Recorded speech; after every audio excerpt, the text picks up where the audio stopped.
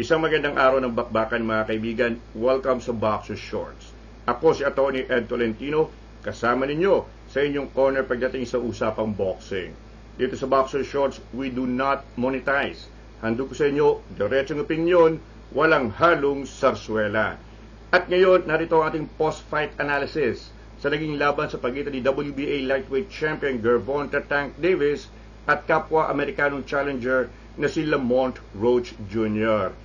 Abay, anyari dito sa labang ito, umulan, bumaha ng kontrobersiya ang naging resulta sa labang ito. Officially, nagtapos ang laban in a draw o tabla sa pagitan ni Lamont Roach Jr. at Tank Davis. So, pag-usapan po natin, talaga bang dapat na tabla ang labang ito? Balikan natin yung post-fight analysis, yung ating kinatatukutan, nagmanifest dito sa labang ito. Ano ang kapalaran na naghihintay para kay Tank Davis na bagay ayaw na magboxing? At ito namang si Lamont Roach na umangat ang market value dahil sa kanyang naging performance. Lahat ng ito, pag-uusapan, hihimayin natin dito lamang sa Boxer Shorts. At nagbabalik ang Boxer Shorts. Narito ang ating express post-fight analysis sa naging laban sa pagitan ni WBA lightweight champion Gervonta Tank Davis at ang Amerikanong challenger na si Lamont Roach Jr. Tingnan muna natin ang scorecards mga kaibigan. Officially, ang labang ito ay idineklarang majority draw o tabla. Ano ba ang majority draw? Meron po tayong 3 judges sa boxing. 1, 2, 3. Ang majority ng 3 ay 2. At yung dalawang judges, yung majority, scored the fight 114-114. Merong isang judge, 115-113 para kay Tank Davis. Pero dahil nag-iisa siya at yung majority, yung dalawa, scored it 114-114, ang mananiig yung desisyon ng dalawang judges. So this fight was held and decided as a majority draw. Pero pakatandaan nyo mga kaibigan, sa isang championship fight, kapag ang laban ay nagtapos sa isang tabla, in a way, beneficial pa rin ito para sa defending champion because siya pa rin ang kampiyon. Table, walang nanalo. So, ibig sabihin, kampiyon pa rin ako. Yung challenger pa rin.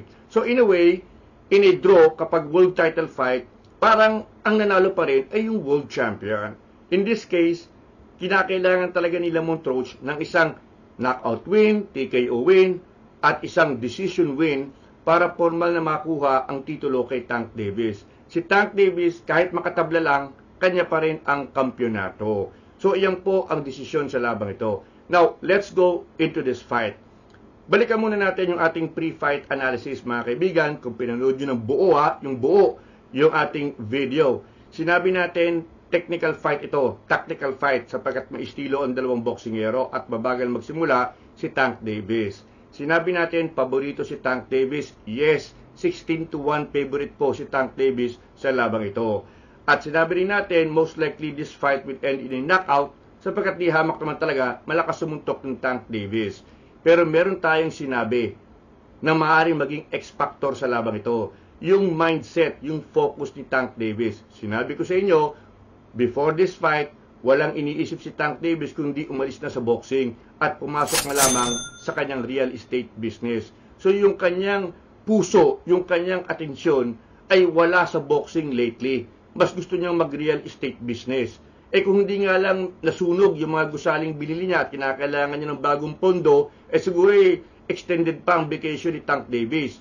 So he needed the money for this fight against Lamont Roach Jr. Pero yung focus niya, sinabi ko, pag ito'y hindi 100%, dito magkakaroon ng konting kalamangan si Lamont Roach because I said that Lamont Roach is a good fighter. Sinabi ko, he ain't a bum. We have to respect him because he is a reigning world champion also. At maganda ang kanyang mga hooks, maganda ang kanyang style, aggressive, hindi siya umaatras. At in a way, alam niya ang style ni Tank Davis sapagkat 2 beses na sila nagkaharap as an amateur. Yun nga lamang maluwag ang depensa. Sinabi natin, tatamaan siya ni Tank Davis. Tinamaan siya. But you know what? Kinaya niya ang suntok ni Tank Davis because the Davis that we saw, mga kaibigan, palagay ko mga 60-70% lang. Yung utak niya parang wala sa labang ito. Parang lutang itong si Tank Davis. In fact, ayon sa kanyang mga trainer, hindi niya alam kung anong round na. There was a point in the fight, sabi nung kanya mga handlers, si Tank Davis, I think around number 8 or 9, hindi niya alam ang round talaga, hindi niya alam kung nakakailang round na. So akala niya okay pang makakahabol pa siya sa huli kahit mabagal yung kanyang simula. Sinabihan lang siya, "Oy, patapos na yung laban, 3 rounds na lamang. Ano sinasabi mo?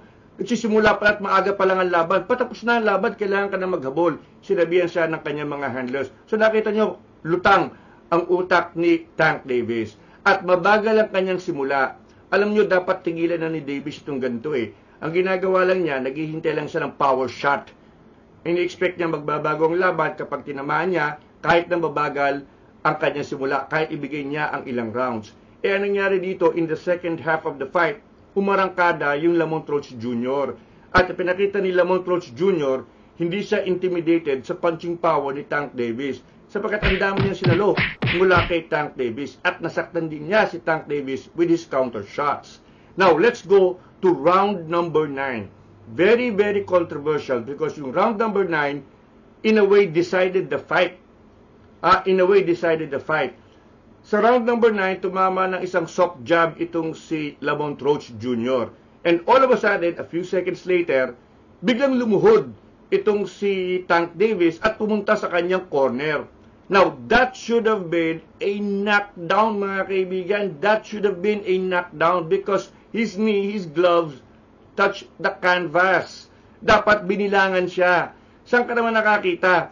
Sabi ni Tank Davis, meron kasing chemical na pumasok dito sa aking mata galing sa aking buhok. Nagpa-braid daw siya kasi nagpaayos daw siya ng buhok ilang araw before the fight at meron daw chemical na ilagay pumapasok sa kanyang mata. Kaya daw siya humingi ng time out. Wala pong time out na pwedeng hingi ng boksingero sa kalagitnaan ng laban. Ang referee ang magsasabi kung kailangan magkaroon ng time out. Hindi yung nagsusuntukan kayo, bigla kang nasilaw at sasabihin mo, "Luhod muna ako sandali, nasisilaw ko eh. Punta muna ako sa corner ko, pupunasan ko muna yung mata ko, tsaka tayo maglaban ulit." Walang ganun sa boxing at yun ang ginawa ni Tank Davis. Dapat binilangan siya, mga kaibigan. That was a clear knockdown kahit na anong anggulo mo tingnan. Ito ang hindi nakita ng referee, hindi nakita ng mga opisyales. Pinabayaan na gumawa ng lusot itong si Tank Davis. Now, Tank Davis won round number 9 sa scorecards 10-9. Pero kung tinawagan ng knockdown yon, that should have been 10-8 in favor of Lamont Roach Jr.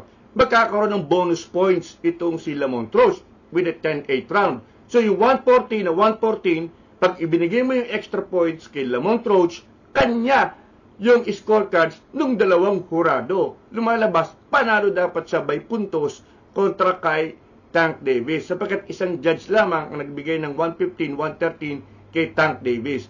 Tablado sa dalawang scorecards. Pero like I said, if it was a 10-8 round in round number 9, nagkakaroon ng bonus points itong si Lamont Roach and he would have won the scorecards of the two judges. So, ayan po mga kaibigan, napaka-controversial ng labang ito. I thought Davis, wala yung kanyang focus sa labang ito. Mentally, he was drifting in this fight. The fact na hindi niya alam kung anong round na, mga kaibigan, the fact na nung siya'y nasilaw, hindi niya alam kung anong gagawin, bigla siyang lumuhod at pumunta sa kanyang corner. Anong iniisip ni Tank Davis? What's going on in his head? He was never really into fighting. Going into the fight against Lamont Roach. Wala talaga ang kanyang focus. At sinasabi ko nga, yung inactive ka, paminsan-minsan ka lang lumaban, pagkatapos going into this fight, ang inaasikaso mo, yung post-retirement na, kumbaga nagpaplano na ako mag-retire, ay magkakaproblema ka talaga. At yan inakapitalize ni Lamont Roach. It's so unfortunate nga lamang na he was robbed. He was robbed of a decision win, mga kaibigan. And ito ang problema ngayon. Bagsak ang market value ni Tank Davis. Umangat ang market value ni Lamont Roach. Alam nyo, sa pagtatapos ng laban, nag-uusap yung dalawang boksingero at nagbubungangaan. There was a verbal exchange between Tank Davis and Lamont Roach. So alam na ni Lamont Roach na didistansya siya kay Tank Davis. Alam ni Lamont Roach na for the first time nalalagay sa alanganin si Tank Davis. Ang sinabi raw sa kanya ni Tank Davis bago magtapos ang laban, hindi ibibigay sa iyo desisyon. Grabe, Dahil alam ni Tank Davis, doon sa Barclays Center, Brooklyn, siya ang hari doon. Siya ang paborito doon. Siya ang pinaka-box office maker doon. Siya ang nagko-command ng atensyon doon sa Brooklyn, New York. Sabi niya, hindi bibigay sa iyo ng desisyon, akin yan. Nakakahiya sapagkat ganun nga po nangyari, mga kaibigan. Very, very unfortunate. Black eye sa boxing ang nangyari sa labang ito. Ang tanong ngayon, mga kaibigan, saan patungo ang karera ni Tank Davis at ni Lamont Roach Jr. matapos ang kanilang kontrobersyal na unang laban? Dapat sana magkaroon ng immediate second fight o rematch sa pagitan ng dalawang boksingero. Isang rematch ang magbibigay ng instant solution doon sa kontrobersyal na desisyon sa unang laban. Pero si Tank Davis, hindi daw niya mamadaliin ang isang rematch. Dapat nga sa kanya mismong manggaling laban na tayo kahit bukas sapagkat kailangan kong patunayan ang aking sarili. Well, alam niyo kung bakit hindi siya ganun kagigil na magkaroon ng isang second fight? Napaka-fragile ng psyche nitong si Tank Davis. Itong boksingero na ang daming hinihingi sa kalaban bago pumayag na maglaban sila. Remember yung mga rehydration clause na demands niya kontra kay Ryan Garcia, etc. etc. Maarte itong si Tank Davis. Itong nangyari kay Lamont Roach, nanggaling sa mababang division si Roach at muntik pa siyang talunin. Can you imagine yung damage sa kanyang napaka-fragile na psyche? Iyan ang sitwasyon ngayon ni Tank Davis. Alam nyo, kung magre-retire na lang si Tank Davis, mabuti pa mag-retire na siya. Hindi siya pwedeng part-time boxer lamang sapagkat siya'y madidisgrasya. Lalo na ngayon, na-expose na siya in a way ni Lamont Roach Jr. Ano naman ang magandang plano para kay Lamont Roach Jr.? Well, number one, meron siyang opsyon na mag-file ng protesta sa New York State Athletic Commission, yung supervising body ng labang ito kay Tank Davis. Pwede siya mag-file ng protesta sapagkat klaradong-klarado na dapat siya ang panalo kung tinawagan ng knockdown ng referee yung 9th round. Now, another option for Lamont Roach is to go back to 130 pounds and defend yung kanyang WBA Junior Lightweight title. Kaya hindi masakit yung talo para kay Lamont Roach because he remains a champion doon sa WBA Super Featherweight Division. Si Shakur Stevenson, ang Unified Super Featherweight Champion, nagsabi na willing siyang harapin itong si Lamont Roach kung gusto ni Lamont Roach. Ito isang sampal para kay Tank Davis. Si Shakur Stevenson, a pure boxer, will easily outbox Tank Davis given that kind of performance kay Lamont Roach. So ayan po ang mga anggulo na maaaring mangyari sa pagtatapos ng laban ni Tank Davis at ni Lamont Roach. Maraming senaryos, mga kaibigan. At yan ang ating Express Post-Fight Analysis. Maraming salamat po sa inyong patuloy na patnubay. Isiningit lamang natin itong episode ito dahil alam kong inaantabayanan ninyo. Ako po si Atty. Ed Tolentino, muling nagpapaalala, walang personalan, buntalan lang.